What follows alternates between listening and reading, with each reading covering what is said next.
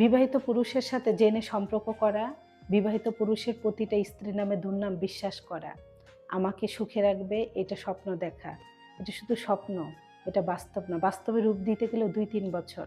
যেই পুরুষ মিথ্যা অপবাদে স্ত্রীকে ডিভোর্স দিয়েছে, বাবা থাকার পরও সন্তানকে এতিম করেছে, একটা নারীর এত বছর সাজানো গোছানো সংসার থেকে বের করে দিয়েছে, এটা কখনো সুখ বয়ে আনতে পারে না। এটা অভিশাপ কুড়ায়, দমে, দমে অভিশাপ লাগবে। আর আর তুমি ওই বিবাহিত পুরুষকে নিয়ে সুখে সংসার করবে? কখনোই না। একজন পুরুষ যদি বুঝতে পারে স্ত্রীকে মিথ্যা অপবাদ এভাবে দিয়ে ডিভোর্সের দাগ শরীরে লাগিয়ে ঘর থেকে বের করে দেওয়া যায়, স্ত্রী সন্তানের দায়িত্ব এড়িয়ে চলা যায়। আর পুরুষ যদি হয় চরিত্রহীন তাহলে তো কোনো কথাই নেই। যে পুরুষকে তুমি বিয়ে করেছো সুখে থাকবে বলে স্ত্রীকে ডিভোর্স দিয়েছে, তোমাকে সুখে রাখবে, তোমাকে ছাড়া বাঁচবে না। ওই পুরুষ তুমি থাকা অবস্থায় অন্য নারী মায়ে পড়বে।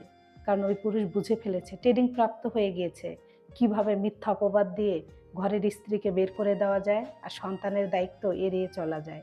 এই পুরুষ তোমাকে কখনোই সুখে রাখবে না। আর তোমার ভবিষ্যতে সন্তানের ভালো বাবা হবে, এটা বিলাসিতা ছাড়া আর কিচ্ছু না।